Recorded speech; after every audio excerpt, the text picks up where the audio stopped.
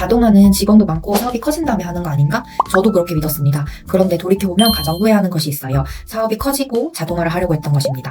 오늘은 왜 작은 가게일수록 자동화를 먼저 시작해야 하는지 제 경험을 말씀드리겠습니다. 이 원리를 이해하시게 되면 사업뿐 아니라 내 삶도 훨씬 적은 노력으로 운영하는 법을 알게 되실 겁니다. 작은 가게였고 아르바이트생 한두 명이랑 같이 운영하는 정도였거든요. 어느 날 제가 종이에 단체 주문을 옮겨 적다가 화요일 단체 주문을 월요일이라고 적었습니다. 월요일에 배달 가겠다고 다 제조하고 고객님께 전화를 했는데요. 고객님 입장에서는 무슨 소리냐면서 내일 아니냐고 하시는 거예요. 문자를 보니까 내일이 맞았어요. 저는 샌드위치를 2번 만들었고 앞에서 만든 50세트 샌드위치는 모두 폐기했습니다. 밤늦게까지 만든 건데 정말 허탈했어요. 돈도 낭비하고 재료 주문도 빼먹고 품목도 헷갈리고 그러면 또 죄송하다 해야 되고 무엇보다도 하루 일찍 만들어서 다행이지 하루를 늦게 만들었으면 어떻게 됐을까요? 정말 아찔했습니다.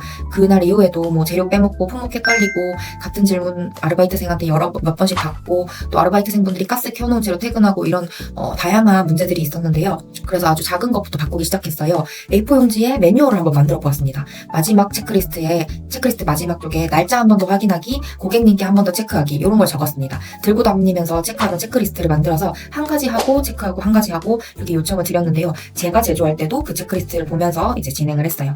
그래서 직원이 실수할 때마다 그리고 제가 실수할 때마다 그 부분을 체크리스트에 한 줄씩 추가를 했습니다.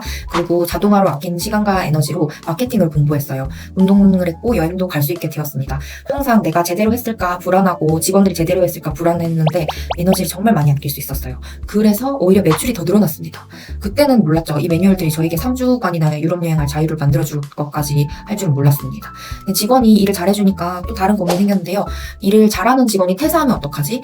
새 직원이 오면 처음부터 다시 가르쳐야 된다 이렇게 생각을 했습니다. 그런데 아니었어요.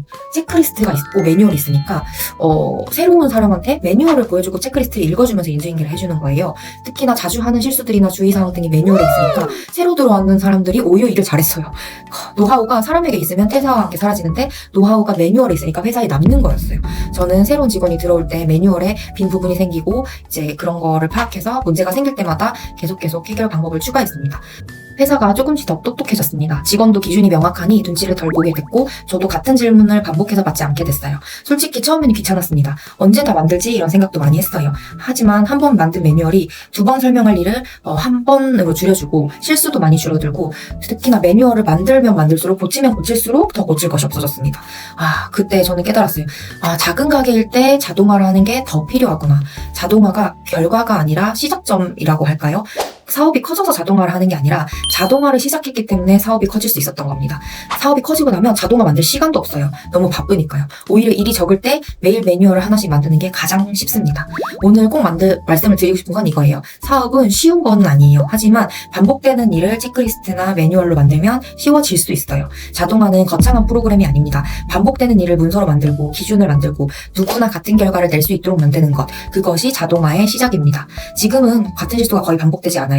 직원이 새로 들어와도 교육 시간이 훨씬 짧아졌고 퇴사를 해도 큰 타격이 없습니다. 무엇보다 저는 반복 설명을 하는 사람이 아니라 사업을 성장시키는 일을 하는 사람이 되었답니다.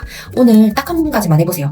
2번 이상 설명한 일이 있었다면 그 부분을 휴대폰 메모장에 적어보세요. 그게 자동화의 첫 시작입니다. 물론 매뉴얼만 만든다고 자동으로 사업이 성장하는 것은 아닙니다. 다른 영상들에서 여러분이 자유롭게 사업할 수 있는 꿀팁들을 많이 넣어놓을게요. 구독과 좋아요 부탁드릴게요.